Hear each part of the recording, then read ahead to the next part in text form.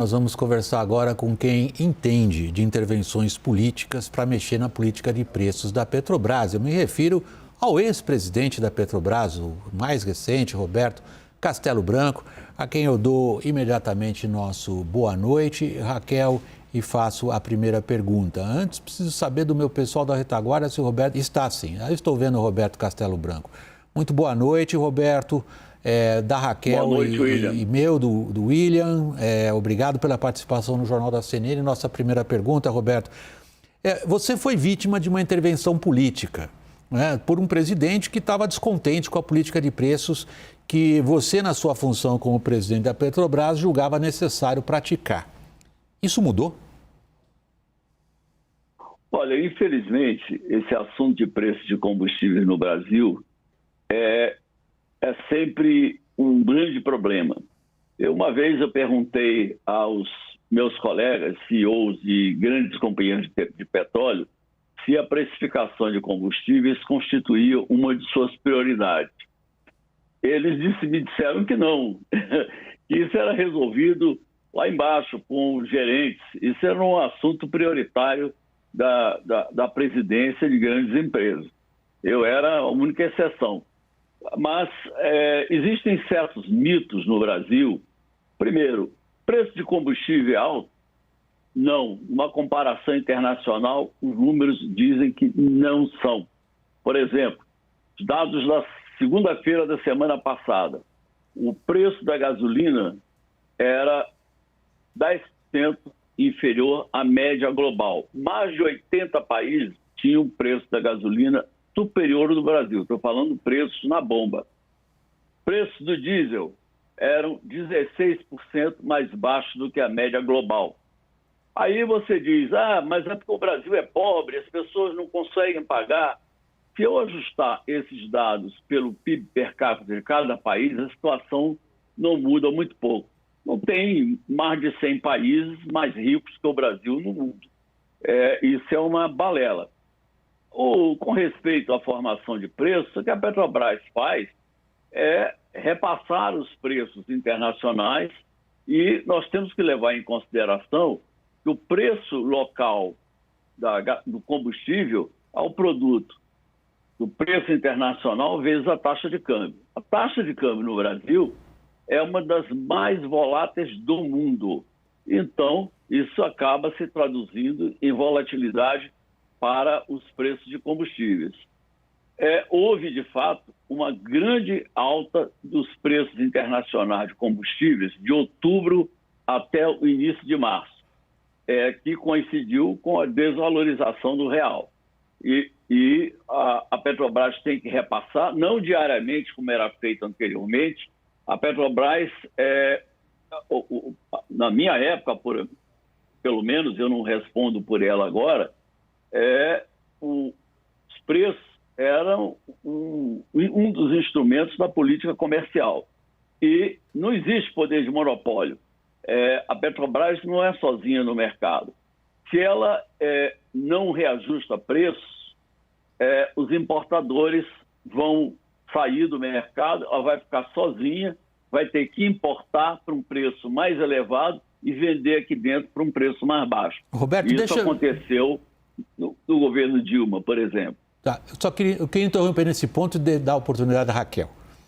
Roberto, você mencionou o repasse de preços. Hoje, o presidente do Banco Central, seu xará, o Roberto Campos Neto, disse que os repasses da Petrobras são mais rápidos do que o de outras petroleiras. Ele está jogando a culpa, ou pelo menos parte da culpa da inflação, na Petrobras, ao invés de olhar para o câmbio, que é algo que o Banco Central cuida?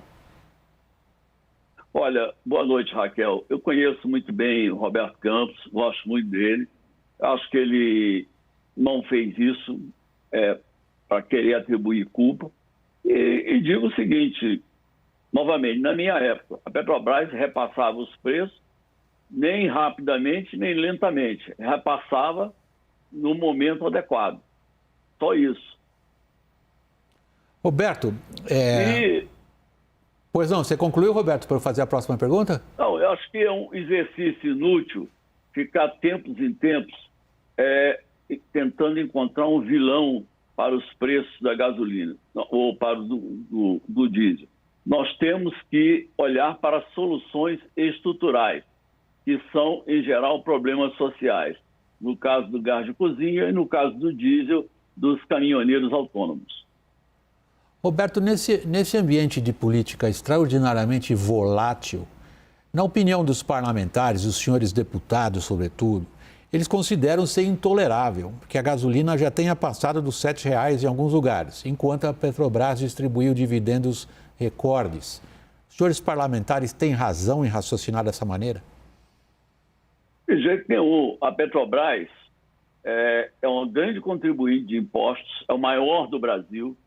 Em 2019, pagou 246 bilhões de reais para os governos no Brasil. No ano passado, distribuiu aos governos 137 bilhões de reais, investe significativamente, gera empregos ao longo da cadeia de valor e não distribuir dividendos, ela não distribuiu como reflexo de uma situação em que a Petrobras estava extremamente endividada. De 2019 até abril de 2021, a Petrobras teve que pagar 43 bilhões de dólares de dívida. Compensação, não pagou dividendos. Eu acho que é muito melhor para a sociedade brasileira que a Petrobras pague bilhões de dólares de dividendos do que pagar bilhões de dólares amortizando dívidas e juros. A Petrobras já teve época de pagar 7 bilhões de dólares de juros. Com 7 bilhões de dólares, você pode investir num campo de petróleo, com uma plataforma de petróleo, com toda a infraestrutura, para produzir 150 mil barris de petróleo diário e ainda sobra dinheiro. Era isso que acontecia no passado. A Petrobras, tendo uma gestão eficiente, olhando para os parâmetros de uma economia de mercado, reduziu o seu endividamento e passou a distribuir dividendos, o que é bom para todos aqueles que investem seu dinheiro nas ações da companhia, inclusive o povo brasileiro, que é dono de 36% da Petrobras. Roberto, qual que é a responsabilidade dos políticos e da crise política no atual preço da gasolina e do gás de cozinha? Existem incertezas políticas, como é sabido. Então, isso contribui negativamente para os preços de ativos, para desvalorizar a Bolsa, subir as taxas de juros e, ao mesmo tempo, para desvalorizar o real. As incertezas políticas geradas por um ambiente muito conflituoso acabam por ter efeitos negativos sobre a atividade econômica.